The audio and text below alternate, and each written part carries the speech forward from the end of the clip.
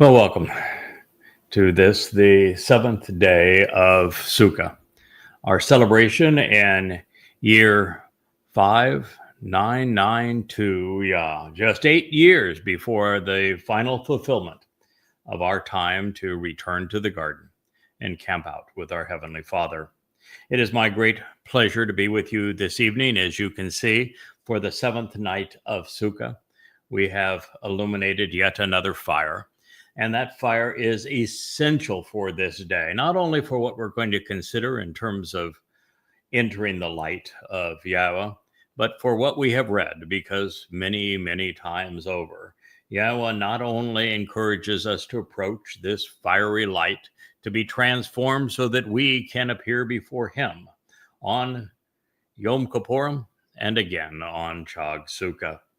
It is by approaching this fire that we, as mortal beings, trapped in these limited physical bodies, can be transformed, literally becoming light and energy like our God, so that we can thrive eternally, entering and exploring the dimensions of this universe into the fourth dimension of time, the fifth and sixth and seventh dimension, being able to observe all that God created, not just that 5% that is evident to us in the 2 trillion galaxies, each with hundreds of billions of stars, most of them with solar systems and planets, but also so that we have this opportunity to also understand and enjoy the dimensions that represent dark energy and dark matter, one for choice, the other for attraction. This is what God has in store for us, that on Sukah is when we are finally transformed such that we can be like light and energy, like our God, and receiving the full benefits that have been promised through Bikurim and Gebuwrah, where we are enriched, we are enabled, we are empowered by the creator of the universe to be more like Him, like light. And so with that in mind, we witness this fire glowing out there, also in its flames dancing in the waters. We are reminded that there will be a fire just like this on the Temple Mount, on Ruwach, the first day of Chag Sukah, each year, and particularly on year 6000, in 2033. This fire will blaze beginning on the Shabbat, on the 24th of September of 2033, just as we see it here. Brilliant, dancing flames reaching up to the sky, the smoke permeating the air such that we can sense the transformation that is taking place, the warmth inviting us to come near, the crackle of that sound as we listen to what is being said on this day. And with that water combined with the fire, we are purged of our guilt. We are prepared, finally, to be fully exposed and comfortable in Yahweh's sight. And by we, I'm speaking of this final remnant of Yisrael, so that on Yom Kippur, when Dod returns with Yahweh, they will not be as they were 3,450 years prior, where they were so uncomfortable in God's presence that they told God to shush up and go away. They didn't want to hear from Him or see Him again, and He will have waited these 34 centuries for this moment, when they might be purged of their guilt, so that they will be comfortable, exposed in His presence, embraced by this light and by these cleansing waters, such that we will have the greatest of celebrations on Yom Kippur as our King returns, and then on Sukah as our God brings us back into Gan Eden. So once we turn the page on Sukah, there is still a lot to learn in his very next line in the Torah, from the one that we concluded our last program in Kara, Yahweh addresses his tabernacle, and he calls it the Sukah of Yahtzah. So let's linger here in Kara just a while longer so that we are more fully aware and can more completely comprehend what it means to camp out with God in his light. So immediately after presenting his Mow'ed Miqra, Yahweh introduces the connection between these 7 celebrations and the relationship of his menorah. I have 2 of them, one on either side of me, with its 7 luminaries, such there is one for every meeting, each illuminated by olive oil, Pesach, Matzah, Bakurim, Gebuwrah, Ruwach, then Kippurim, and Sukah. Then Yahweh, which is an accurate presentation of the name of Eloah, God, as guided by his Torah instructions regarding his Haya existence. He spoke to Moshe, whose name means one who draws out, saying, oh my, I just have to tell you that is such an amazingly beautiful scene, even as the 2 souls float there in the waters. Yahweh's favorite color, blue. Second is likely white. The warmth of the fire, the mesmerizing nature of the dancing flames, the beauty of water, and the reflecting of that light in the water. It's truly beautiful. By the way, if you look behind that fire, there over the light, there we go. Hello, everybody. There we are inside of this library studio. You see the room that we managed to turn into our main library studio. It used to be my office here overlooking the pool. And on the other side of the pool, that we've done it in the past, turn the camera around. It's a beautiful sunset this evening, and shown the ocean and the sky and the islands out to sea. So it is indeed beautiful. There is our loggia of jacuzzi deck. Whoa, boy, we're really going fast now. Yikes. That was a fast transition. You might want to go up and broaden a little bit and have a bit more sky. So that folks can see where we are. Little hint of red there, even higher. There is more red, and to the right, I think, even more rich as you turn the camera. I think you're going to the left rather than the right, but that's okay. Be your other right in that process, and maybe pan out a little bit. It would get more of it. I just think it's a beautiful evening. You can see some of the reddish hues there in the sky, and particularly as he goes further to the right, there we are. Look at that. Isn't that gorgeous? I knew you'd find it. Wow. I'm sorry if I'm distracted here, but the very fact is that God's creation is so beautiful. I think in a very real way, God has placed us here in this garden oasis in the middle of the sea, so that we might enjoy being able to share with you what God is offering to all of us, bringing us back to an idyllic situation. Here's a place where the temperature is always mild, the breezes always blow. It is just green, blue, and gorgeous, even with the reddish glow here of that orangish sunset. Thank you, Yah, for another wonderful evening. And this is God's way of saying, you're not the only one that can have a fire. I can build one in the sky and illuminate it in the celebration of Sukah, and silhouette it with palm fronds and place it above the sea in a garden oasis. Yeah, you don't want to compete with God. He's He's got more talent than the rest of us can possibly imagine. Well, then Yahweh spoke to Moshe, saying, instruct the children of Israel, those sons who are willing to engage and endure with God, so that they obtain such they grasp hold of and select and receive for you pure and clear olive oil, which is beaten out by crushing for the luminary. Now, isn't that interesting? Yahweh has three really important metaphors. And here he's actually explaining one of the things that I was able to deduce about why he chose these three metaphors.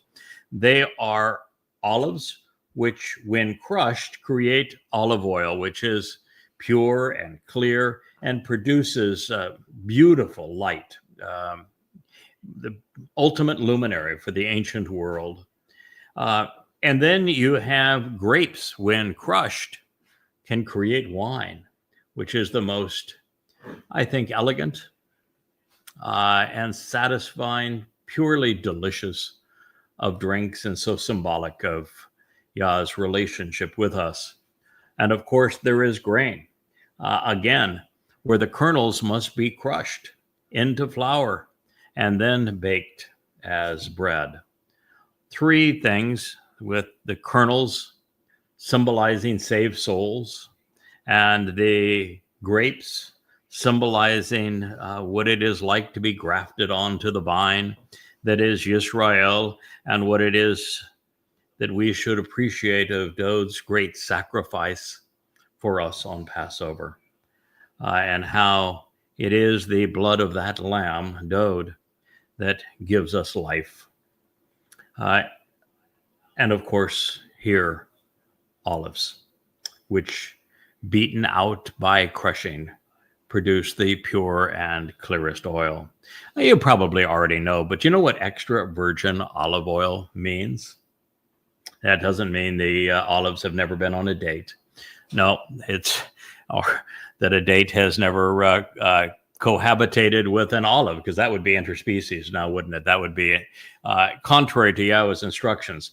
No, what extra virgin olive oil means is that olive oil came from the initial press, the first press of the olives, and one, if it's extra virgin, that is not too rough on the olive. So you get the best possible, purest oil out of the fruit, is an extra virgin olive oil. So instruct the children of Israel, so they obtain for you pure and clear olive oil, which is beaten out by crushing for the luminary, Yahowah𤄄𐤄𝐿, for the source of light. From Ma, to ponder the implications of or, light which shines brightly, illuminating and enlightening. And for what purpose?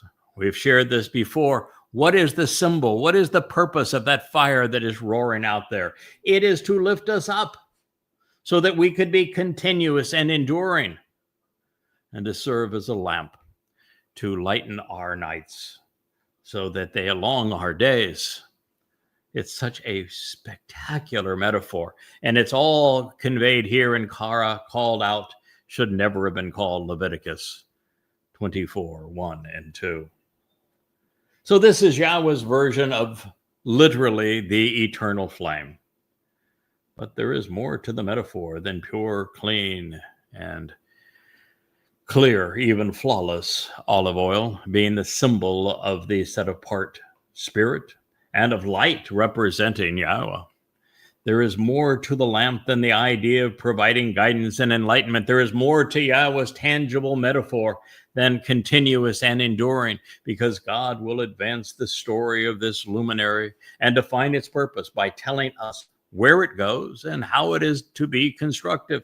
But beyond all of this, never lose sight of the fact that fire elongates our days, consistent with living forever.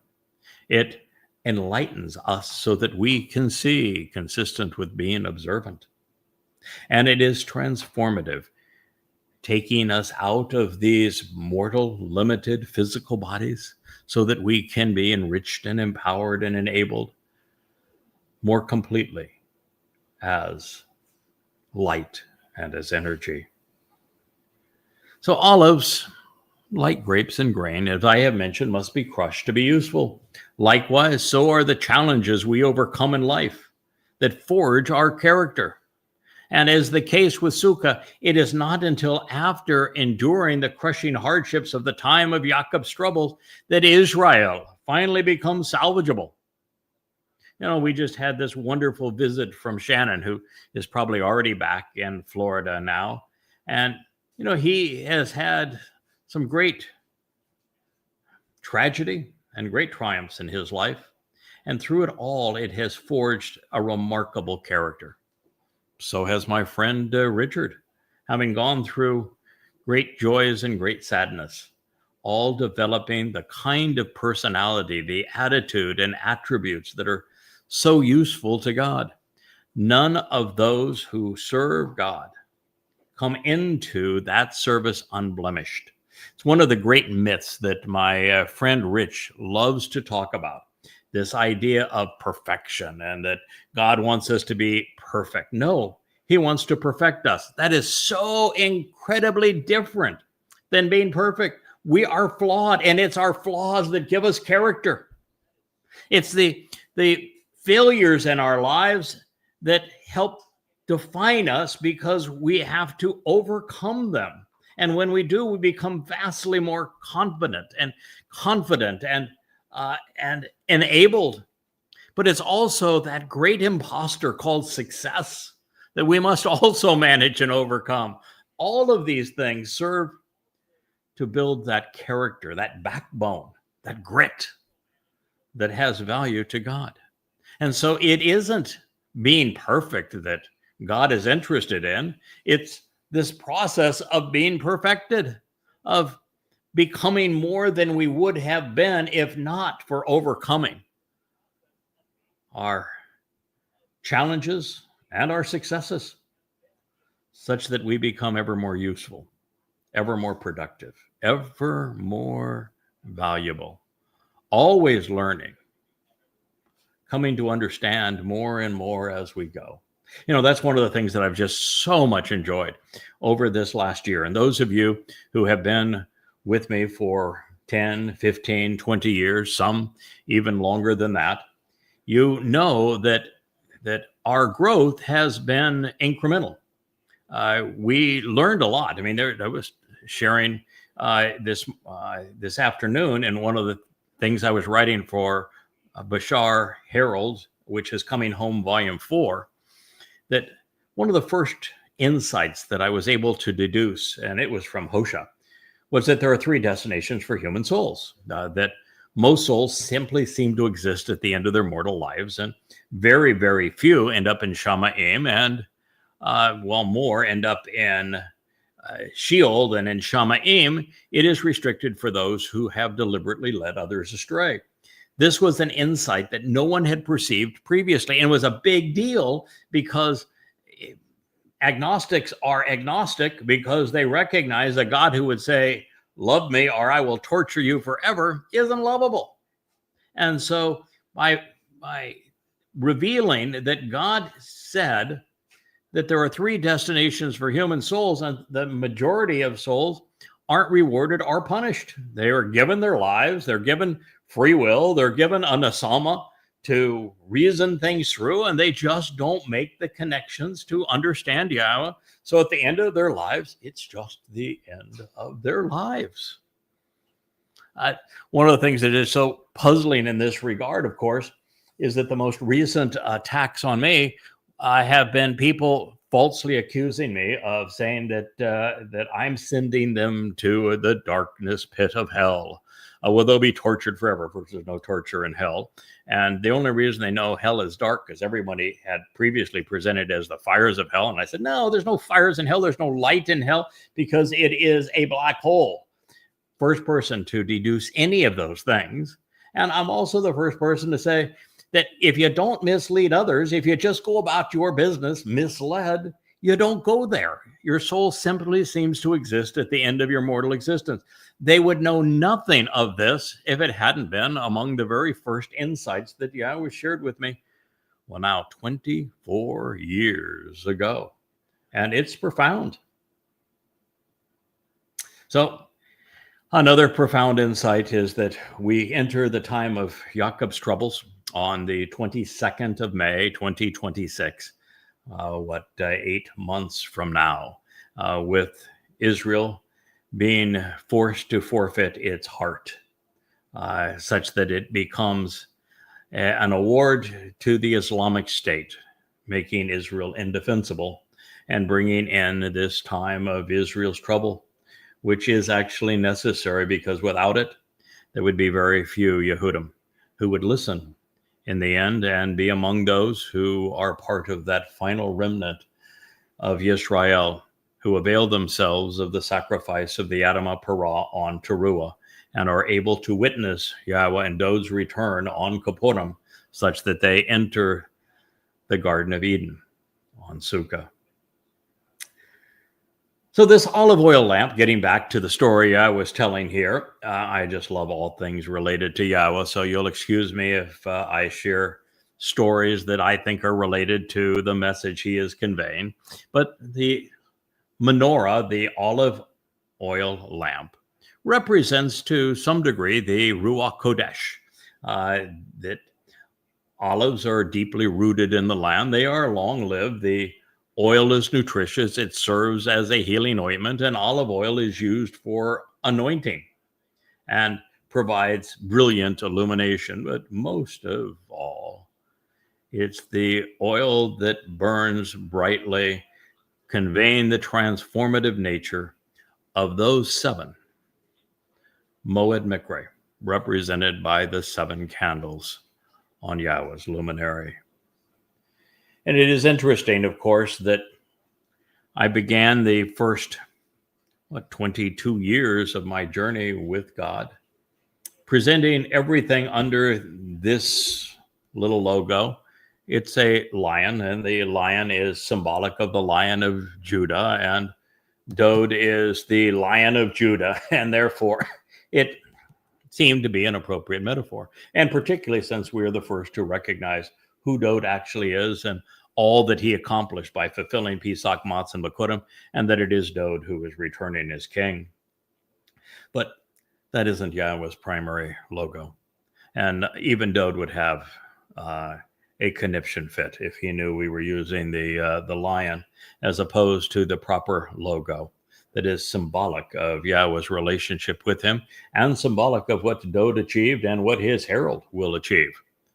And that is of the menorah, in that it represents the 7 steps that we take to God. It represents the very colors of that, the 7 colors of the rainbow that are a metaphor for the covenant. It is just the essential luminary, the greatest of all luminaries, representing Yahweh and his plan to reconcile his relationship with us, also representing the 7,000-year period from the garden back to the garden and celebrating life for 1,000 years in Eden.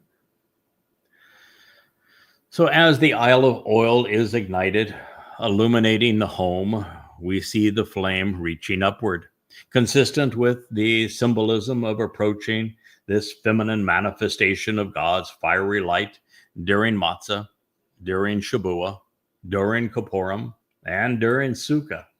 Those so enlightened will Allah rise up to God. Moreover, when we capitalize upon Yahweh's 7 invitations to be called out and meet these Miqra, our stay in Shamaim as Yah𐤄𤅅𤄗𝐄𝐿, perfected luminaries, will be timid, continuous, and enduring.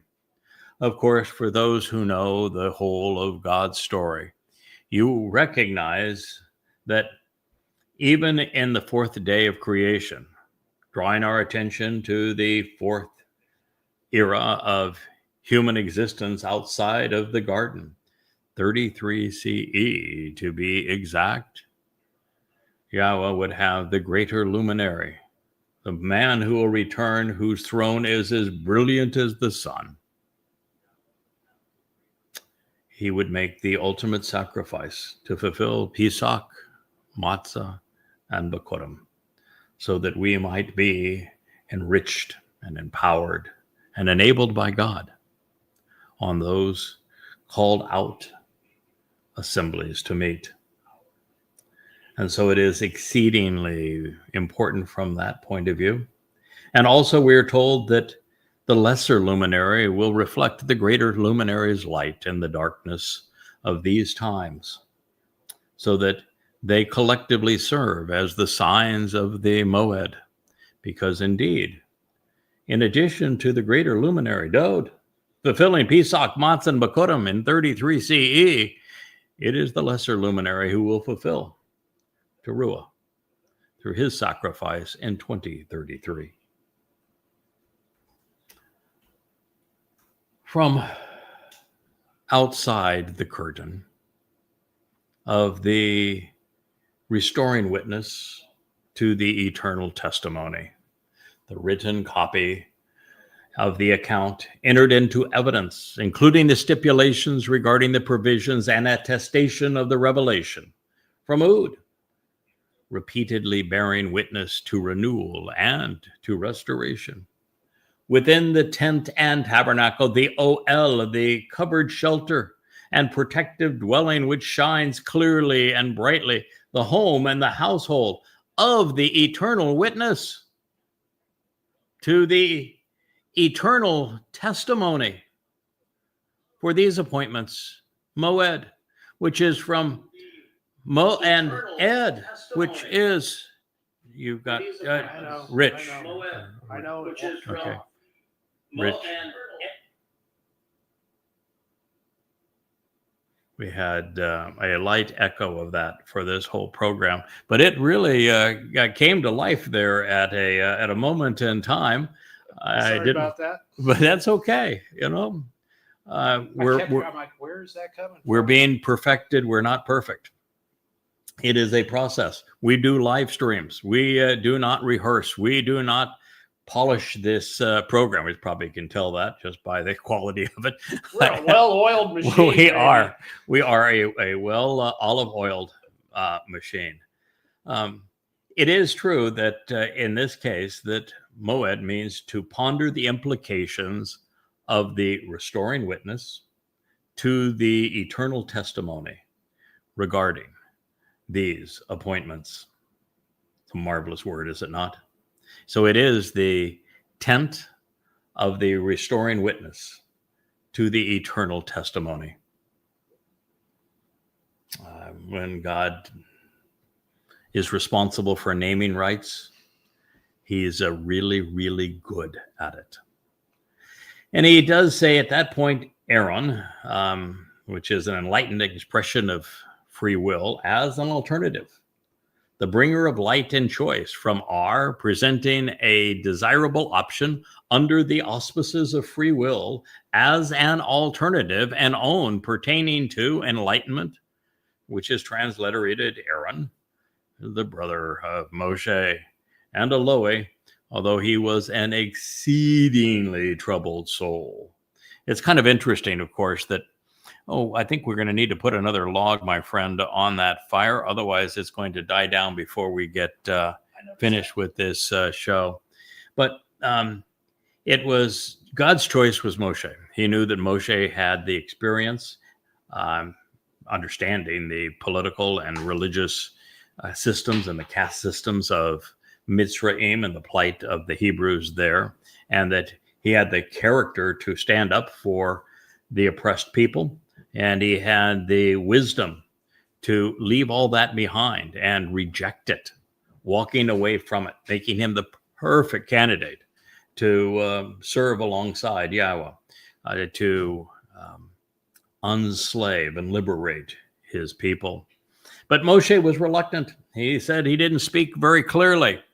I didn't try that same technique. I'm sure it would have worked for me about as well as it worked for Moshe, because Yahweh snapped right back and said, "Hey, Moshe, come on. Who do you think designed the mouth? I just happen to be God. And so since I designed it, don't you think I can make it work?" And what really happened from the point that Moshe had the meltdown, when he just says, "Listen, these people are obnoxious. No one can lead them. This is an impossible job. I want out. If you have any respect for me, you're going to kill me, as opposed to have me continue to endure this madness." From that point on, Yahweh used Moshe's mouth. He spoke right through him. What Moshe would say from that point on was from the very voice of God.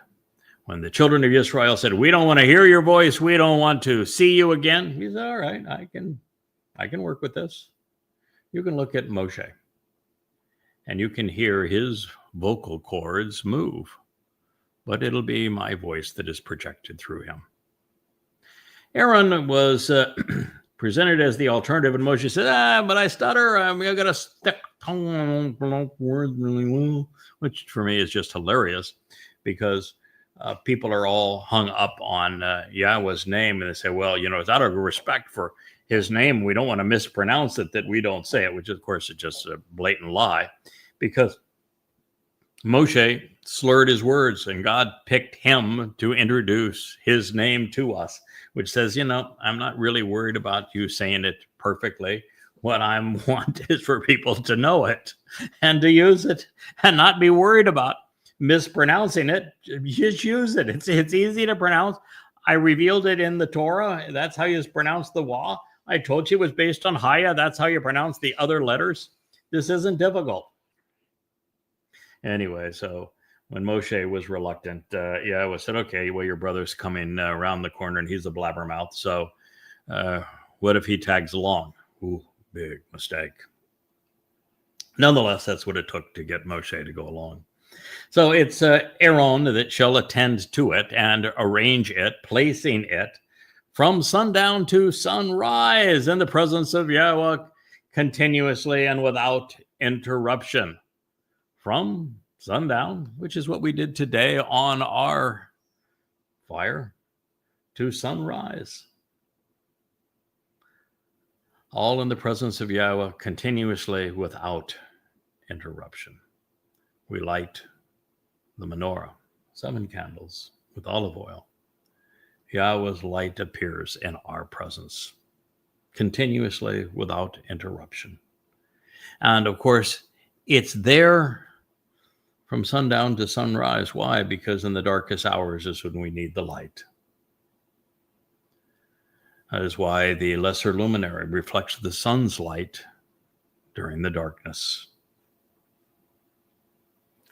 It is an everlasting prescription of what you should do throughout your households and generations. Korah called out, never should have been called, Leviticus 24:3. So why did the goddamn rabbis create a 9-candle knockoff of God's light? Why did they attribute it to a civil war of people vying for prestige and for money and for control? And God said that's not what it's for at all. Why did they erase Yahweh's name when God said very clearly that this was about being in his presence? Why did they replace his Torah with the Talmud? Why did they change God's Sukah, inscribed prescriptions for what you should do in life to live, for rabbinical laws? Why did they do those things? Particularly when God said this is an eternal prescription for what you should do in life if you want to live, no matter where or when you live. So we have made the connection between the menorah and the Mow'ed, while considering the role of the 2 olive trees on either side of Yahweh's luminary as they were introduced in the 4th chapter of Zechariah. I've done Yahweh blogs on it, and I have written extensively about those 2 olive trees as the 2 witnesses, as Yada and Elia, and of them being on either side of the menorah, because Yahweh is in their presence and they are sharing Yahweh's light, and that is why they're presented as such in the 4th chapter of Zechariah. What may have appeared to be conjecture then has now been confirmed. The menorah is the light of the Mow'ed, of the restoring witness to the eternal testimony regarding these appointments. While we are not explicitly told, the reasoned conclusion is that the spring Miqra, Pesach, Matzah, and Bikurim lead to Gebuwrah, and the 3 fall Miqra follow to Ruwach, Kippurim, and Sukah, flowing out of it. This would place Gebuwrah in the middle, representing the center light, which is appropriate since it is the day set apart, and that the standing grain is enlightened, enriched, and empowered as they rise up to God. It is also why God told us that we meet with him 3 times a year. There's 7 Mow'ed Miqra, but we meet with God 3 times a year. And that is because Pesach, Matzah, and Bikurim are one integrated event, Chag Matzah. And Teruah, Kippurim, and Sukah are also one comprehensive celebration of our relationship with God, called Chag Sukah, with the harvest of Gebuwrah set between them. So at this point, Aaron had been a bad boy, so he would be restricted to the other side of the veil. He would need a special dispensation, I would say, to approach the Ark of the Covenant. God did not take kindly to the golden calf affair. Nevertheless, Aaron is representative of enlightened free will. Moreover, he is presented as the alternative to Moshe. And in the beginning, he was asked to speak whenever Moshe was tongue-tied. In the end, his role was that of a priest, such that his name reveals that he is the bringer of light and choice that will ultimately be afforded to Dowd. The Oel is a Sukah of sorts. According to God, it is anyway. Both provide a covering and protection from the elements. Both serve as homes. Both would become far more established and substantial, becoming ever more Sukah, a covering that was protective. Similarly, Eduth and Mow'ed address the same idea. Ha-Eduth is an attestation of the testimony and enduring accounting of the witness. It is differentiated from Mow'ed by the realization that God's intent is to be Ud, repetitive regarding his reconciling revelations. The Mow'ed convey the eternal testimony of the restoring witness of Yahweh. So with Yahweh, there would always be light. So long as they listened to God and did as he requested, his luminary would shine through the darkness in even the most troubling times. This depiction of the menorah characteristics matches the set-apart spirit's attributes in some ways as well. This is why it is being placed adjacent to Yahweh's presence. Yahweh's presence is conveyed through his Ruwach. It has been afforded 7 times over to the Choder. Upon the purifying and perfecting menorah, he will arrange and place the lamps such that they are continually before the presence of Yahweh. Korah, called out, never should have been Leviticus 24:4. We have expanded the association between Mow'ed and Yahweh's tabernacle, between the menorah and the Mow'ed, and now to the menorah and Yahweh's presence. The reason the 6+1 configuration of the menorah isn't designated here because, well, it was detailed in Shemot, names, never should have been called Exodus, 25:31-40. And that explanation reads as follows. You shall make a purifying and cleansing, a restoring and renewing, a perfecting and flawless. Again, that same context, this idea that we aren't to be perfect, but we are to be perfected. We are to be restored. We are to be renewed. And that is what we are to fashion here and act upon.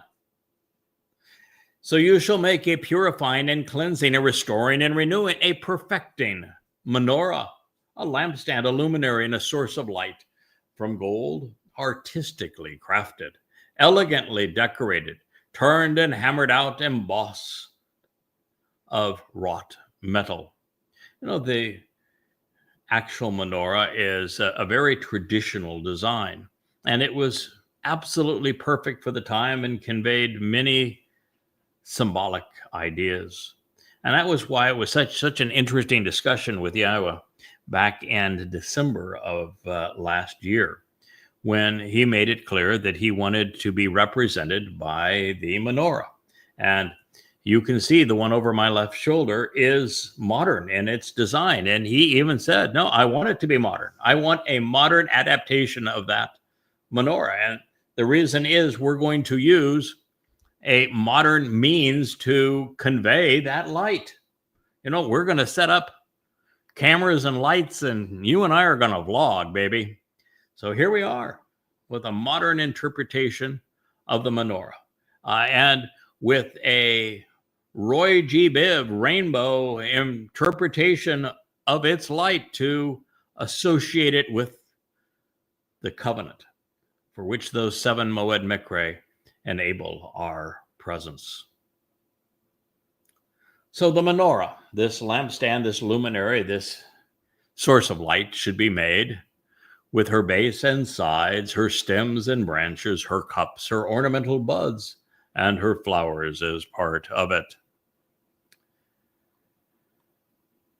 Each time we read tahor, purifying and cleansing, associated with the menorah, we should see that God is desirous of perfecting us, of enlightening us, of protecting us, of keeping us warm, keeping us enlightened, keeping us properly defended, just as a fire keeps the most vicious animals away. Even the smoke will keep those dadgone mosquitoes from biting. Even her garment of light in terms of the Ruwach is Miqra, artificially crafted and artistically crafted and elegantly decorated. And I will tell you that, you know, my interest in the garment of light, which comes from Yahshua, single mention, and the association with the Ruwach, was actually designed to resolve a problem that Dode fixed quite nicely. And that is, how does God perfect us?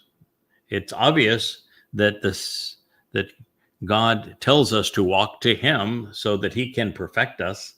And we walk to God through the Mow'ed Miqra, and that it would be the second of the 3 spring Miqra that would be responsible for accomplishing this. And so that our souls are unyeasted of religious and political corruption on matzah. And until I recognized that Dode had volunteered to serve as the Passover lamb and to have his soul carry our guilt into Sheol, you know, you're naturally looking for, how does God go about hiding and covering and obliterating our guilt so that we appear perfected? And so the garment of light by the set apart spirit was the best answer I could come up with, because I want to tell you, it takes some doing to recognize that Dode served as the one who fulfilled Pesach, Matzah, and Miqra, because you not only have to understand how that would be possible, but how Dode managed to figure out that he should volunteer, and then understand his motivation for volunteering to endure being crucified by the Romans and have his soul enter Sheol in his second of 3 lives. And then you'd have to have an appreciation as to why God approved it and accepted his son in this role. And we have gone through all of that previously and how it was revealed to us. And I've walked you through how all of those things happened. And then you read Dode's first-person testimony of precisely how he fulfilled Pesach, Matzah, and Miqra 1,000 years before he endured it. And then we've read his testimony in 555 BCE in Babel when he arrived as Gabriel, which is God's most capable and courageous man, and told us the exact day that he would fulfill Chag Matzah in 33 CE, which is year 4000 Yah. And so all the way through, we have come to know that Dode did these things, meaning that the Spirit plays a role, but the Spirit's role is really secondary to what Dode achieved, in the sense that the Spirit protected Dode's nephesh soul as he carried our guilt into Sheol to deposit it there and never to be seen again, and then helped release Dode's soul from Sheol unharmed so that he could return to his father. So the Ruwach is a tool that Yahweh uses in this regard. And it is also the tool that Yahweh has dispatched 7 times over to enable the Choder to be able to ascertain these insights and then to share them with you. So menorah, which is also a feminine noun, is a representation of menor, luminary. This association is also interesting as well.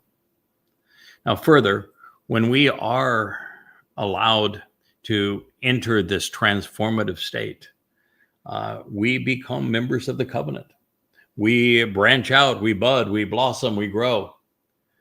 Consistent with this message, Parak, translated as flowers, also means to rise up and fly. It is from Perkach, meaning a gathering of offspring with a common nature. Our Father is speaking of his family, being able to fly like spiritual beings. Vocalized as Parak, it means to sprout, to flourish, and to bear fruit, and especially to grow. In our eternal nature, we are gaining dimensions and energy, becoming ever more like God. So yes, the 7 luminaries on the menorah represent Pesach, Matzah, and Miqra, Shabu in the middle, and then on the other side, Ruwach, Kippurim, and Sukah. And indeed, the 7 lamps serve as the sign of the covenant, with a light for each of the 7 colors of the rainbow: red, orange, yellow, green, blue, indigo, and violet.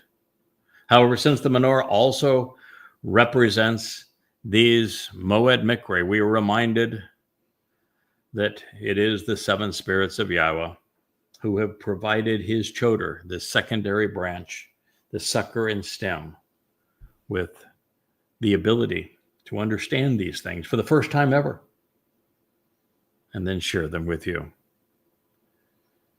The 7 spirits of Yahweh, represented by the 7 luminaries on that menorah, are the Ruwach of Yahweh in the center, orchestrating and illuminating the relationship, making the Choder the voice, the kol voice of Yahweh, the very peh, mouth of God at this time, serving as his Nakri, observant foreigner. He has the Ruwach of Chokmah, of mental aptitude, of intelligence, because he would have to ascertain from the Torah and prophets thousands of insights never previously deduced, and then share them in a way that others would come to understand, appreciate, and grow from them. The Ruwach of Binah, my favorite, which I think is becoming a favorite of many. That's understanding. Knowing is great. Very few people actually know, but understanding is infinitely superior. It is from Bien, which speaks of making the connections between the things we have come to know so that we can comprehend their relationship. 4 is the Ruwach of Etzah. It's of being able to offer advice after being able to perceive the entire picture from beginning to end, to frame the portrait that God has painted, and to show us his story as we live in Eden to the time we return to Eden.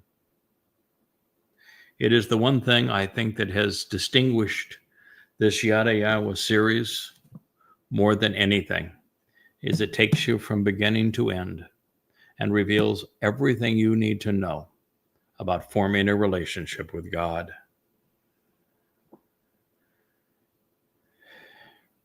The Ruwach that is probably the most valuable at this time is the Ruwach of Gebuwrah, of confidence and courage, of being a fighter, of never capitulating, of always being bold, being courageous, being tough. Because this is a tough job. No one has succeeded previously in bringing God's people to him, in being able to draw Israelites to Yahweh. Moshe tried and gave up. The Israelites were too tough an audience. Dowd, the greatest of us, tried and finally capitulated at the end when his own son led a rebellion against him, just as Moshe's brother and sister led one against him. And so to do this job, one has to be a fighter, a battler, tough, courageous, and confident. The Ruwach of Gebuwrah. And then there, of course, is the Ruwach of Dayath. Without knowing, there is no understanding. But the reason this is at the end is because the purpose of the choter is to be a stem off that fallen stump, not only that represents Israel, but long before Israel would exist, that represents the tree of the knowledge of good and evil. Because without that knowledge, there is no return to the tree of lives. And so he is the Ruwach of Dayath, of knowledge. And he is the Ruwach of Yirah, of great appreciation for all that Yahweh holds dear. I am routinely advised, don't do this, don't do that, don't do the other thing. You're wrong about this, you're wrong about that. And my response is always the same. For 24 years, I have studied, translated, and made the connections to understand the words of Yahweh. I know his teaching. I know his example. And in every situation, I try to learn from what he said. And almost every occasion, more so now than ever before, he has a prophetic example of exactly what we're enduring. And he has established the example we should follow. And so I tell everyone I appreciate the advice, but I can never go wrong if I learn from Yahweh and follow his example. I appreciate him doing this for us. I appreciate him. I appreciate the opportunity to serve. And I love this opportunity to reintroduce Dowd as our Savior while reacquainting Yisrael with Yahweh's name.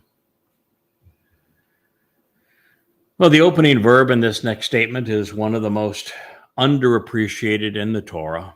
It is yatzah. It means to be removed or withdrawn, to come out and to leave, to be brought out and to come forth. It's the operative term of what's called the Exodus because of the influence of the Greek language in Christianity. It is likewise essential to the Mow'ed, Miqra, because we are being withdrawn from the world of men to enter the realm of God. It is part of the Bereth because we are cut into this covenant. And long ago, God led his people out of Mitzrayim, the religious and political cauldrons of oppression.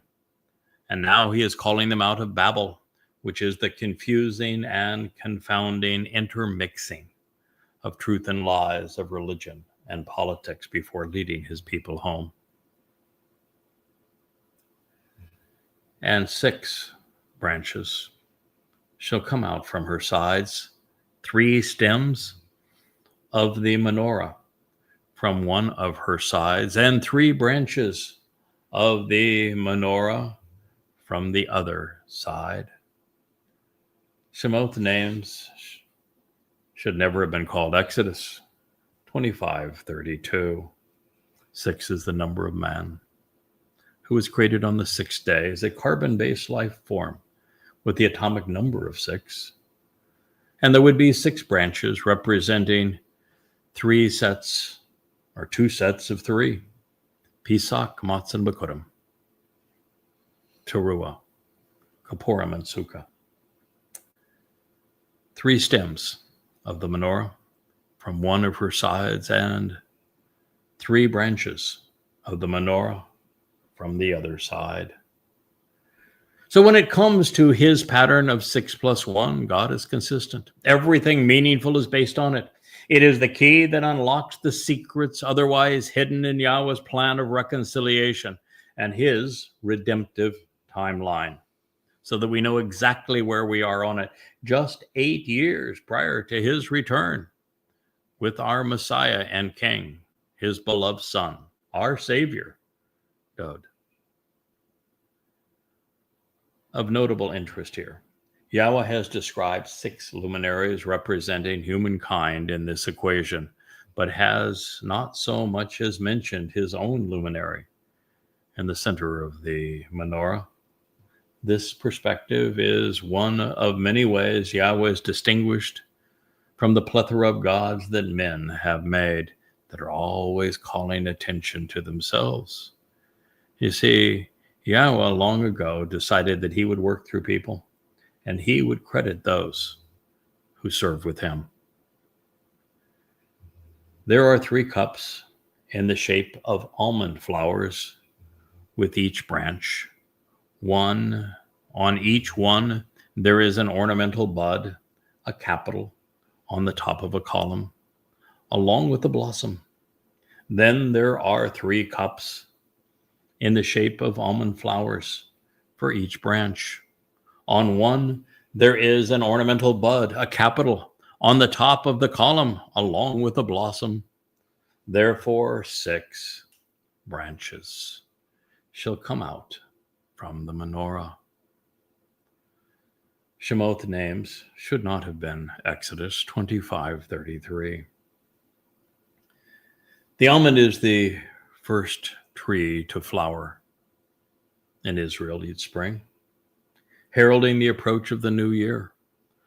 The blossom is pure white, symbolic of the menorah's light. The protective calyxes around the unopened buds are often red, symbolic of Passover. An almond is not actually a nut, but rather a drupe. But unlike its cousins, the peach, the plum, and cherry, we actually eat the seed. Also, since most varieties are incompatible and cannot pollinate themselves, at least 2 trees are needed if they are to bear fruit, as in the case with a relationship, as is the case with the spring and the fall Miqra, as is the case with the greater and lesser luminary, as is the case with man and woman, to come together, to be fruitful, and conceive and raise children. Almonds grown in Israel are larger, tastier, and contain more vitamins than those grown elsewhere. It's a fact. They provide calcium, protein, vitamins E and B, magnesium, phosphorus, potassium, zinc, manganese, natural fiber, antioxidants, and cholesterol-lowering monosaturated fat. As for the petals, between 1 and 21% of almonds have 6 per blossom, while the most prevalent flowers feature 5.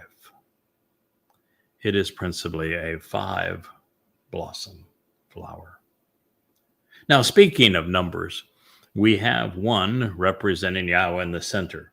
There are 2 sides of the menorah to depict the luminaries because there are 3 Mow'edim in the 1st and 7th months. There are 6 subordinate lights representing the number of man. And then, of course, the menorah is comprised of 7 overall lamps, which are symbolic of the Mow'ed and of Yahweh's overall plan and timeline. The only relevant number not yet mentioned is 4. It serves as the primary interval of time between the Torah's most relevant events. Therefore, and this will be our conclusion to this program this evening as we enjoy the warm autumn breezes here in these Virgin Islands and feel the warmth and the glow of that fire. And on the menorah, there shall be 4 cups in the shape of almond flowers, an ornamental bud, along with a blossom. Shemot names should never have been Exodus 25:34. Should you be wondering why Yahweh is providing this itemization of the Gebuwrah cups, these containers housing enlightening olive oil, which provide direction for our lives? The answer is that there are 22 of them. When you put it all together, there are 22. Does that number ring a bell with you, Rich? 22. What are there 22 in Yahweh's Torah and his prophets that comprise every word that we read? The 119th Psalm Is comprised of 22 stanzas, each devoted to one of the 22 letters in the Hebrew alphabet. Oh, yeah. Yes. Hebrew alphabet has 5, the number of petals on the flower, the almond flower, 5 vowels, open mouth sounds, and 17 consonants, for a total of 25 letters. And there are 22, therefore, Gebuwrah cups, these containers housing enlightening oil, providing direction for our lives, just as there are 22 letters in the Hebrew alphabet to enlighten us, to instruct us. And that is our enlightening instruction for this evening as we enjoy the enlightenment of that fire. And I even think we have outside Miss Leah and Miss Cara. And so we are off to enjoy the fire. Hello there, sweetheart. You too, Cara. How are you? She woke up from her nap. Okay. Well, folks, we're going to let the camera continue to roll on that fire. We're just going to go outside and enjoy the evening. Cara, you're perfectly named for what we're going to do the 7th evening. Yeah. In fact, because the sun has now set, guess what we're enjoying? The eighth day of Sukah has has just begun. Thank you. Cara says, hello, everybody. Yeah, I want to do the show. I'm ready. Put me in, coach. Thank you. Have a good evening. Hi, buddy. Hi, baby. She's looking for her mama.